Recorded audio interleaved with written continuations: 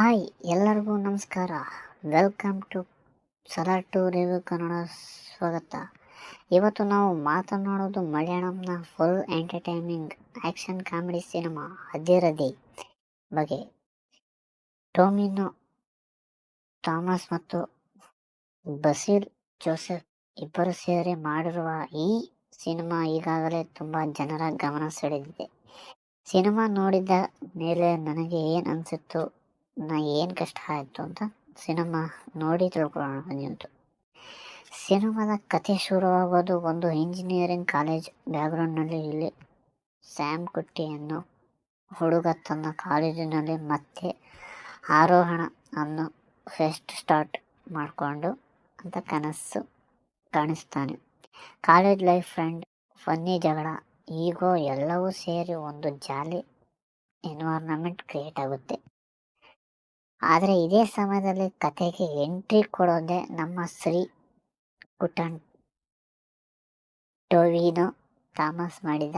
ಈ ಕ್ಯಾರೆಕ್ಟರ್ ಒಂದು dangerous ಗ್ಯಾಂಗಸ್ touch ಇದ್ದರೂ ಮ್ಯೂಸಿಕ್ ಮೇಲೆ ಪ್ರಾಣ ಇಟ್ಟಿರೋ ವ್ಯಕ್ತಿ. ಹೀಗೆ ಸಂಪೂರ್ಣ ಬೇರೆ ಬೇರೆ ಸ್ವಭಾವ ಇಬ್ಬರ ಮುಖಾಮುಖಿ ಆಗುವುದು ಸಿನಿಮಾದ ಮೇನ್ ಹೈಲೈಟ್.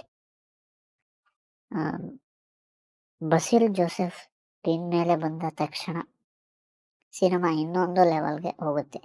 ಅವರ ಕಾಮಿಡಿ ತುಂಬ ನ್ಯಾಚುರಲ್ ಆಗಿ ವರ್ಕ್ ಆಗುತ್ತೆ. ಪ್ರತ್ಯೇಕ ಕಾಮಿಡಿ ಟ್ಯಾಕ್ ಅನ್ನು ಫೀಲ್ ಬರೋದಿಲ್ಲ. ಅವರ ರಿಯಾಕ್ಷನ್, ಡೈಲಾಗ್ ಡೆಲಿವರಿ, ಟೈಮಿಂಗ್ ಇವೆಲ್ಲ ಥಿಯೇಟರ್ನಲ್ಲಿ ನಗಿಸುವಂತೆ ಮಾಡುತ್ತೆ.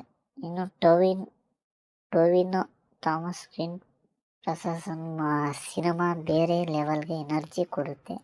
ಅವರು ತುಂಬ ಲೌಡ್ ಆಗಿ ಓವರ್ ಆ್ಯಕ್ಟ್ ಮಾಡೋದಿಲ್ಲ, ಆದರೆ ಸ್ಕ್ರೀನ್ ಮೇಲೆ ಬಂದ ತಕ್ಷಣ ಒಂದು ಟೆನ್ಷನ್ ಫೀಲ್ ಕ್ರಿಯೇಟ್ ಆಗುತ್ತೆ. ವಿಶೇಷವಾಗಿ ಟೊವಿನೋ ಮತ್ತು ಬಸಿಲ್ ಇಬ್ಬರು ಒಂದೇ ಸೀನ್ನಲ್ಲಿ ಆಗ ಆ ಸೀನ್ಗೆ ಎಲೆಕ್ಟ್ರಿಕ್ ಬರುತ್ತೆ.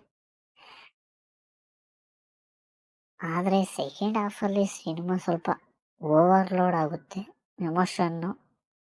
ಮತ್ತು ಒಟ್ಟಾರೆ ಹೇಳೋದಾದರೆ ಅದಿರದಿ ಫ್ರಸ್ಟ್ರೇಷನ್ ಮತ್ತು ಸಿನಿಮಾ ಅಲ್ಲ, ಸಿನಿಮಾದಲ್ಲಿ ಪ್ಲಸ್ ಇವೆ. ಸ್ಕ್ರೀನ್ ಪ್ಲೇ ಇನ್ನೂ ಟೈಟ್ ಆಗ್ಬೋದಿತ್ತು, ಎಮೋಷನ್ ಭಾಗ ಇನ್ನೂ ಬೆಟರ್ ಆಗ್ಬೋದಿತ್ತು. ಆದರೆ ಸಿನಿಮಾ ನೋಡೋಕ್ಕೆ ಮಜಾ ಬರುತ್ತೆ. ನೀವು ಒಂದು ಫುಲ್ ಟೈಮ್ ಜಾಲಿ ಕಾಮಿಡಿ ಮತ್ತು ಎನರ್ಜಿ ಇರುವ ಸಿನಿಮಾ ನೋಡಬೇಕು ಅಂದರೆ ನೋಡ್ಬೋದು, ಒಂದ್ಸಲಿ ಟ್ರೈ ಮಾಡ್ಬೋದು. ನೀವು ಸಿನಿಮಾ ನೋಡಿದರೆ ಹೇಗನಿಸುತ್ತೋ ಅಂತ ಕಮೆಂಟ್ ಮಾಡಿ ತಿಳಿಸಿ. Thank you.